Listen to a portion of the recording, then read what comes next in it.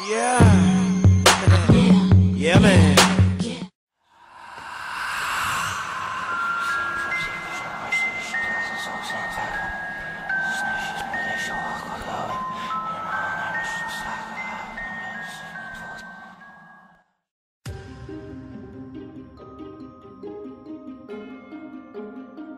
Hiya Monstaz, you brave souls you. I'm glad to see you down here in the subway tunnel with me. I guess we all need to stay together, cause I heard something just down there. I don't know what it is, but we're gonna go find out, right? I didn't want to go by myself, so I figured you guys would like to come, so I'm glad you came. Now, I haven't seen anything really creepy down here yet, so I think we're okay. Now Monstaz, while we walk towards this unknown source of noise, I do have a story to share with you guys, while we walk down this long subway tunnel to see what that noise was. Tonight's story is about a man on a subway. At one of the stops, another man gets on. Now the guy doesn't know what to think of this dude other than that he smells pretty bad. But a couple of stops down, he notices that the man left a cell phone. I wonder what's on it. I guess we'll have to find out. So Monstaz, get your flashlights ready and let the story begin.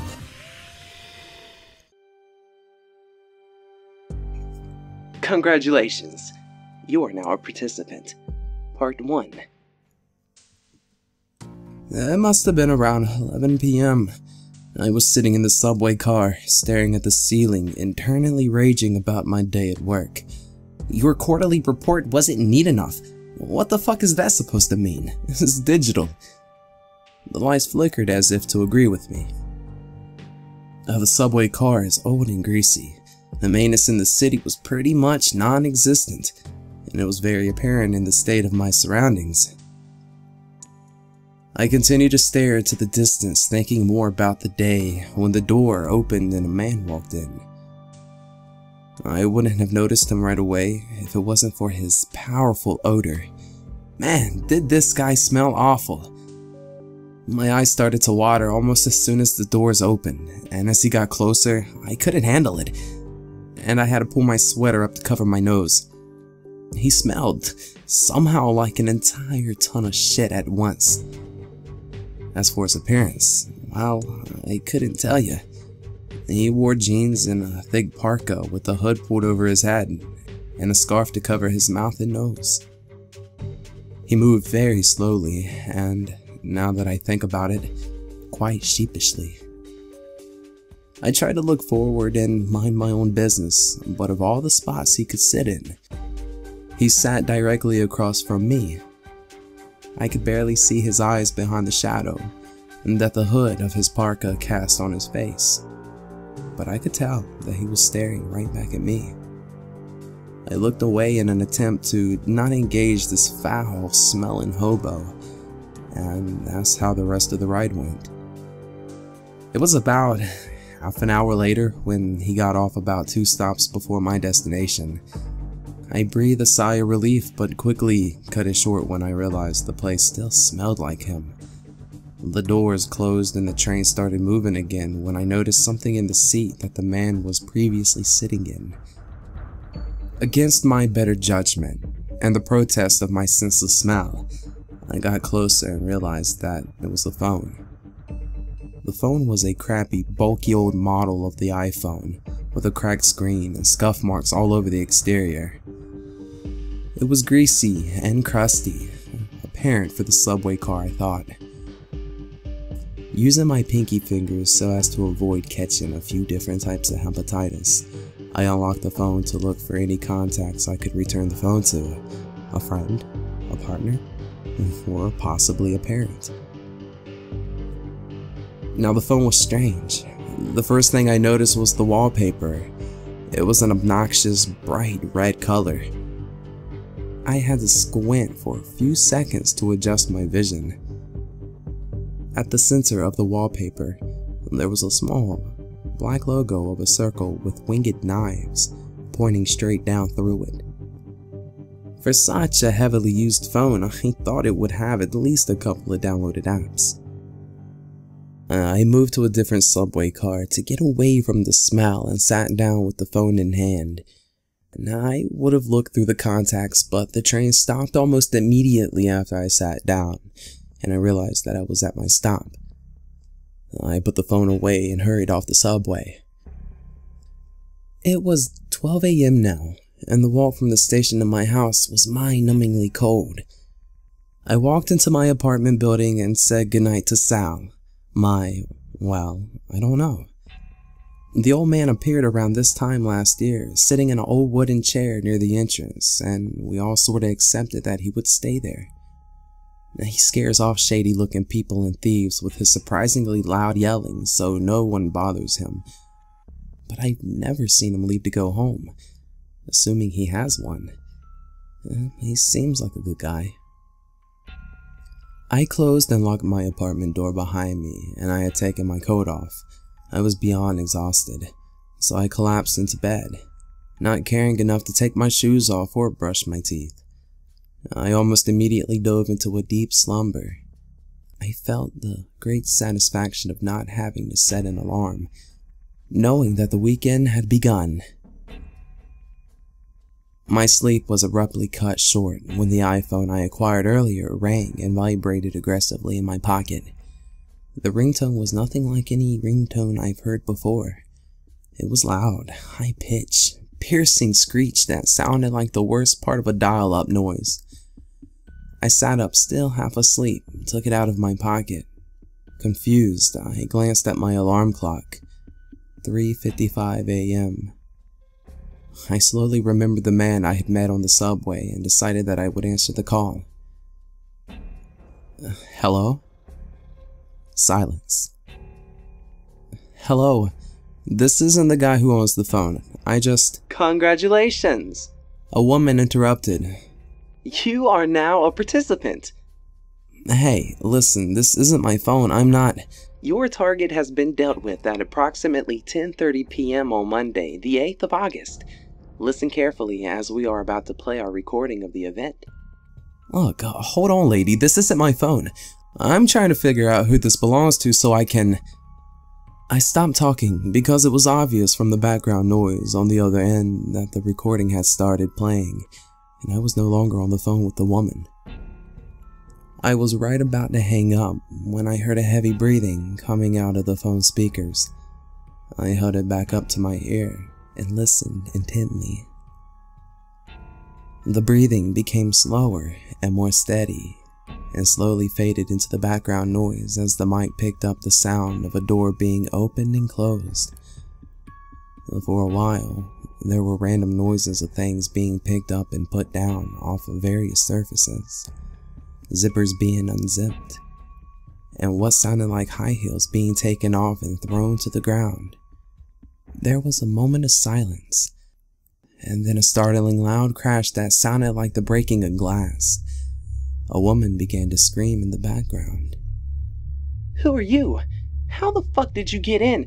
No, wait, please, no, wait, no!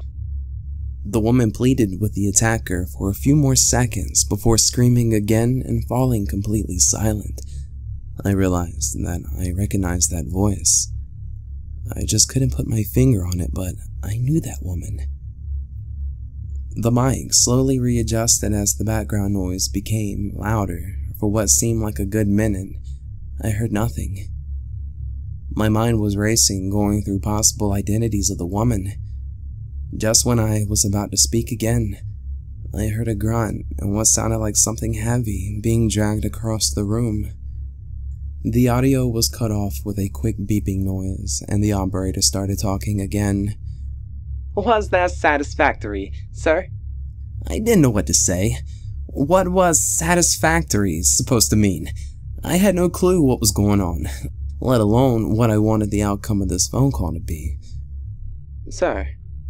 For a second, her overlay peppy retail voice broke. I held it together and decided to at least figure out who the woman in the recording was. Hi, sorry, well, I would just like to ask a question. Of course, sir. What was the name of my target? I'm sorry, sir. The name of your target? It was obvious that I should have known already. Yeah. Cindy Carter, sir. I froze still. Cindy is the name of my ex-wife. I hated that bitch. After dedicating a good 8 years to our marriage, I found out she was banging one of her co-workers. The whore had the nerve to somehow try to blame it on me. I had so much anger towards her and only finalized the divorce a couple of years ago. This reminder was a cold stab in the warmth that I felt forgetting about her and the dent that she put in my savings. Sir, if I may ask again, was that satisfactory? I approached the call with a little more confidence this time. Just one more question. Anything, sir. Where is she now? Her body was disposed of in a septic tank shortly after she was dealt with. Rest assured, sir, she is gone. I didn't know how to feel. On one hand, I felt an evil pleasure knowing what had happened to Cindy. On the other, death? I mean, I had more hatred for this woman than I thought I would ever have for a human being. But death? Sir, I am afraid that the call has gone on for much longer than is usually permitted. I will unfortunately not be able to answer any more of your questions. I apologize for any inconvenience that may cause. Yeah, sure. Whatever. Your assignment is on the way. Wait, what? I was startled by a brief series of knocks on my front door, followed by what sounded like footsteps moving quickly away. Now I sprinted towards the door and tried to swing it open, forgetting that I had locked it and breaking the handle in the process. It was clear that I was not going to catch whoever it was that had knocked on my door. Moving away from the door, I noticed that an envelope had been slipped under it. Picking it up and turning it over in my hands, I moved towards my couch and sat down to have a look at it and its contents. Upon closer inspection, I could see that the back of the envelope was blank and the front had nothing but a small circle. It was the same logo that I had seen earlier on the hobo's phone. I ripped the envelope open and started to read what was written on the paper inside. In large, bold font, the paper read, Alex Wright, 53 Glendale Avenue, 7:30 p.m. The 9th of August, 2016. The phone began to vibrate in my pocket. Okay, monsters, I don't know if you guys heard that, but I sure heard something, so let's just keep on going this way. I really hope you enjoyed this story. You can find the original post on Reddit, No Sleep. The link to the original story will be in the description below. Okay, I really don't know where we're going. Maybe we should just close our eyes and think of our happy place. Think of our happy place. And let's play together in the bright sunny weather. Let's all go to Gullah Gullah Island. Gullah Gullah!